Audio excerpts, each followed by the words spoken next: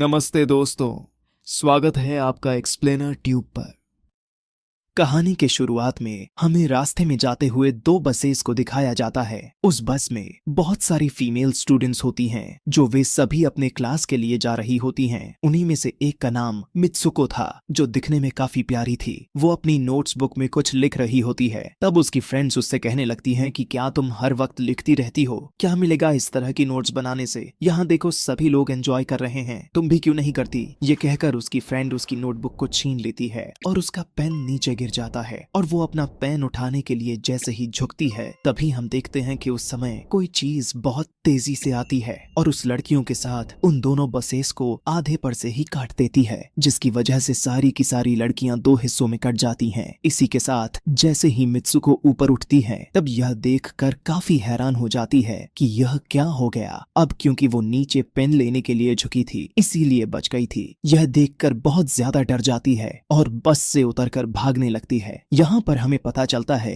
कि इन सभी को काटने वाली चीज कुछ और नहीं बल्कि हवा ही थी जो सभी को काट रही थी। यह हवा अब मित्सुको के पीछे भी पड़ जाती है। यह देखते हुए मित्सुको चिल्लाते हुए काफी तेजी से भागने लगती है। भागते समय उसे आगे चार लड़कियां और भी दिखाई देती हैं और वो उन्हें झुकने के लिए कहती हैं, लेकिन काफी देर हो चुकी थी। वो हवा उन्हें भी आधे पर से काट कर चली जाती है, लेकिन उनमें से मित्सुको एक लड़की को बचा लिया था कि तभी इन्हें कुछ साइकिलिंग करते हुए लड़कियां नजर आती हैं जो कहीं पर जा रही थी। उन्हें भी ये बचाने की कोशिश करती हैं, लेकिन वो हवा उनके साथ भी वही करता है जो अभी इनके दोस्तों के साथ हुआ और इसी दौरान वो लड़की भी मारी जाती है जिसे अभी उस अदृश्य चीज से बचाया था। अब वो यह देखकर काफी डर जाती है और वो इधर उधर भागने लगती है। आगे हम देखते हैं कि मित्सुको जब एक नदी के पास जाती है तो वो यह देखकर हैरान हो जाती है कि उस नदी में भी पहले से बहुत सारी डेड बॉडीज पड़े हुए थे जिसने हवा ने यानी उस अदृश्य चीज ने काट दिया था। वहां से वो एक डेड बॉडी के कपड़े लेकर चेंज कर लेती है। अगले सीन में हम देखते हैं कि मित्सुको चलते चलते एक स्कूल में पहुंच चुकी है जहां पर और भी बहुत सारी फीमेल स्टूडेंट्स थीं।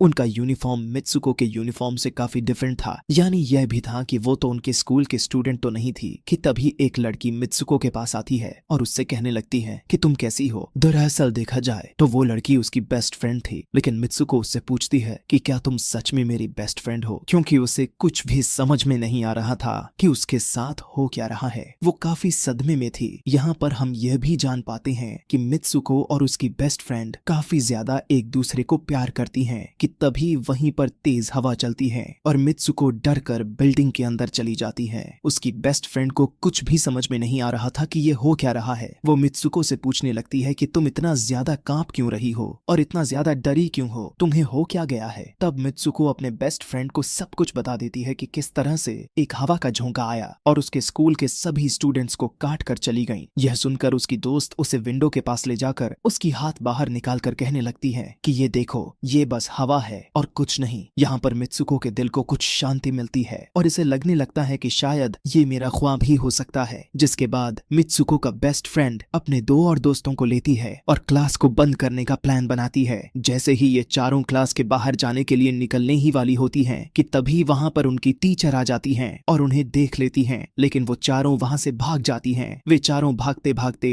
एक लेक पर आ जाती हैं। वहां पर मित्सुको की बेस्ट फ्रेंड अपने दोनों दोस्तों को भी उसके ख्वाब के बारे में बताती है। तभी उनमें से एक लड़की कहती है कि हो सकता है कि यह सच हो, जैसे मिरर वर्ल्ड होती है जहां पर इस दुनिया से ऑपोजिट यानी उल्टा होता है। यह कहकर वो तालाब में एक पत्थर फेंक कर कहने लगती है कि देखो, यहाँ पर मैंने तो पत्थर फेंका है, लेकिन हो सकता है कि दूसरी दुनिया में मैंने ऐसा ना किया हो। कि तभी अचानक से उस तालाब में से एक क्रोकोडाइल निकल कर आता है, उसमें से एक लड़की को खा जाता है। फिर वो लड़की कहने लगती है कि देखो, मैंने कहा था ना, जो इस दुनिया में होता है वो उस दुनिया में बिल्कुल भी नहीं होता और जो उस दुनिया में हो रहा है वो इस दुनिया में नहीं हो सकता। तो इसको भी उसी दुनिया में मगरमच्छ ने खाया है। और यहाँ पर ये देखो, ये तो बिल्कुल सेफ है। उसी लेक के पास एक बिस्तर यानी एक बेड नजर आता है। ये चारों उस बेड से तकिए को उठाकर खेलने लगती हैं कि तभी हम देखते हैं दूर से दो लड़कियां इन्हें देख रही थीं। उन दोनों लड़कियों में से एक ब्राइडल बनी हुई थी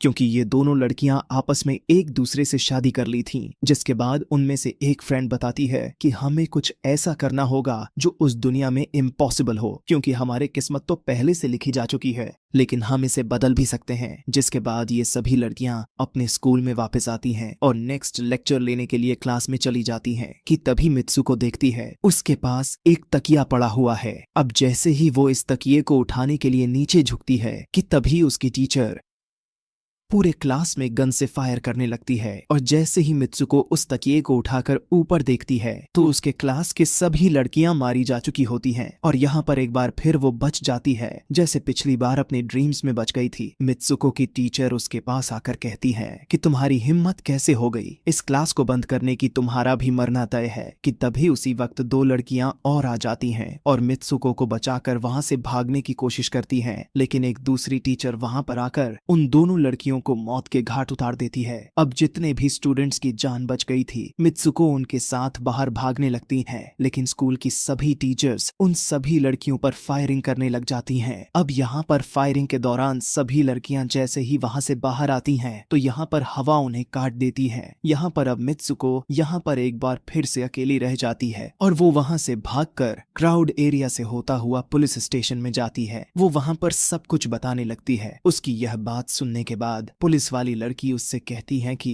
लेकिन तुमने स्कूल वाली कपड़े तो नहीं पहने हुए हैं। और जब वो उसके सामने एक मिरर को रखती है तब मित्सुको उस मिरर में देखती है कि वो तो एकदम से बदल गई होती है और लोग उसे मित्सुको के नाम से नहीं बल्कि उसे किसी और नाम से बुला रहे थे। यहाँ पर हमें पता चलता है कि उसकी शादी होने वाली थी। तब वही पुलिस ऑफिसर उसे उसकी शादी के लिए लेकर जाती है। यह देखकर आसपास के लोग उसे कॉन्ग्रेचुलेशंस दे रहे थे। अब जैसे ही वे सभी उसे लेकर चर्च पहुंचते हैं तो मित्सुको को बेस्ट फ्रेंड भी वहीं पर मौजूद होती है। मित्सुको उससे पूछने लगती है कि यह सब मेरे साथ क्या हो रहा है। तब उसकी दोस्त उससे कहती है कि अभी खामोश रहो, हम अभी किसी के कंट्रोल में है, बस जैसा मैं कहूँ तो तुम वैसा ही करो। और यह कहते हुए वो उसका वेडिंग ड्रेस पहनाती है और उसे वहां जाने के लिए कहती है। अब जैसे ही वो अपनी मैरिज सेरेमनी के लिए आगे बढ़ती है तो वहां की सभी लड़कियां उसका मजाक उड़ाने लगती हैं। यह देखकर उसकी बेस्ट फ्रेंड एक एक करके सभी को मारना शुरू कर देती है। जिसके बाद जैसे ही मित्सुको आगे बढ़ती है तो उसके ग्रूम की जगह एक ताबूत खड़ा हुआ नजर आता है।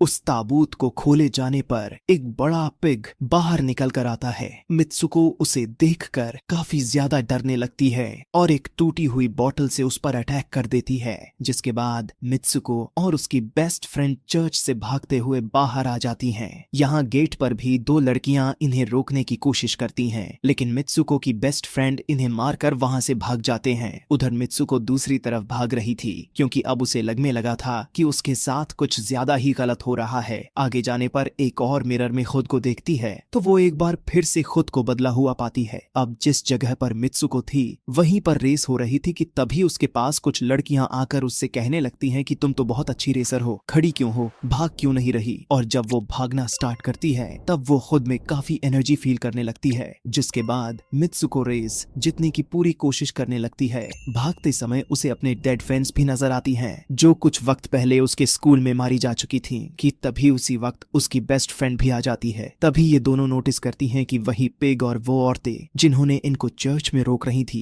वो सभी इन्हीं के तरफ आ रही थी। भागते समय कुछ लड़कियां मित्सुको से कहने लगती हैं कि इस दुनिया से बाहर चली जाओ। इसके बाद हम आगे देखते हैं कि मित्सुको भागते भागते एक सुनसान अंधेरी जगह पर आ जाती है। वहीं पर कुछ स्टूडेंट्स नजर आती हैं जिन्होंने यूनिफॉर्म पहना हुआ था। वो सभी लड़कियां मित्सुको से कहने लगती हैं कि हम सभी मरे हुए हैं और तुम्हें भी मार देंगे। लेकिन तभी मित्सुको की बेस्ट फ्रेंड वहां पर आकर उस लड़की को मारकर वहां से मित्सुको को भगा ले जाती है। मित्सुको की बेस्ट फ्रेंड उसे अपना नाम जोर जोर से पुकारने के लिए कहती है, जिस पर मित्सुको अपना नाम जोर जोर से लेने लगती है। इसी के साथ मित्सुको अपना असली रूप में वापस आ जाती है। उसकी बेस्ट फ्रेंड उसे अपना हाथ दिखाते हुए कहती है कि प्लीज मेरे हाथ में जो वायर लगी हुई है उसे बाहर खींच दो ताकि मैं इस दुनिया से बाहर जा सकूं। लेकिन मित्सुको को डर भी था कि कहीं यह वायर खींचने से उसकी जान न चली जाए। और क्योंकि मित्सुको अपने बेस्ट फ्रेंड को काफी ज्यादा प्यार करती थी इसलिए वो ऐसा नहीं करना चाहती थी। लेकिन ज्यादा उसे फोर्स करने पर वो उसकी वायर्स खींच देती है। वायर खींचते ही उसकी बेस्ट फ्रेंड की बॉडी दो हिस्सों में बट जाती है और तभी उसी वक्त उसे एक गेट नजर आती है। उस दरवाजे से बाहर आने पर वो देखती है कि अब वो आदमियों की दुनिया में आ चुकी है। वहीं पर उसके पोस्टर्स भी लगे हुए थे। जिस पोस्टर को कुछ लड़के देख रहे थे तभी एक लड़का मित्सुको के पास आकर कहता है कि तुम फ्यूचर में हो। इस बात को सुनते ही वो बेहोश हो जाती है। कुछ टाइम के बाद जब उसे होश आता है तब वो आगे बढ़ती है। तब वो देखती है कि एक बूढ़ा आदमी गेम खेल रहा होता है और उसी गेम में मित्सुको वही कैरेक्टर नजर आती है जो अभी बनी हुई है। मित्सुको को देखते ही बूढ़ा आदमी कहने लगता है कि मैंने ही इस गेम को बनाया है और मैं ही हूँ जो तुम लोगों को कंट्रोल कर रहा हूँ। तुम तो बहुत पहले मारी जा चुकी थी, लेकिन मैंने तुम्हारा डीएनए लेकर तुम्हें फिर से बनाया। मित्सुको को जब यह बात सुनकर उसे पता चल जाता है कि यह एक गेम है तो उसे लगता है कि शायद मैं अभी भी अपने दुनिया में जा सकती हूँ कि तभी उसी समय एक आदमी आता है और मित्सुको को अपने पास बुलाने लगता है। तब वो बूढ़ा आदमी मित्सुको से उसकी आखिरी लेवल को कंप्लीट करने के लिए कहता है।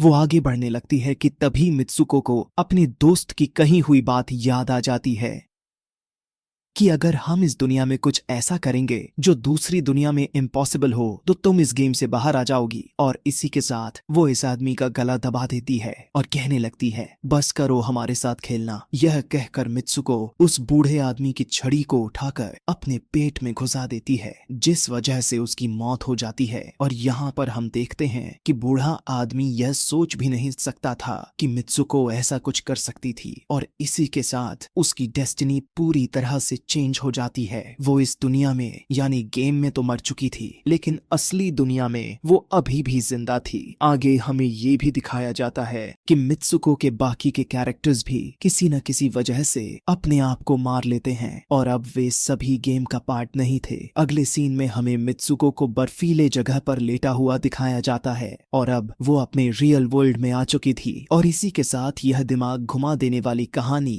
यहीं पर खत्म हो जाती है। आगे और भी ऐसे ही एक्सप्लेनेशन मूवीज देखने के लिए कमेंट में नेक्स्ट लिखना ना भूलें। धन्यवाद दोस्तों, टैग की इस रोमांचक और डरावनी यात्रा का हिस्सा बनने के लिए।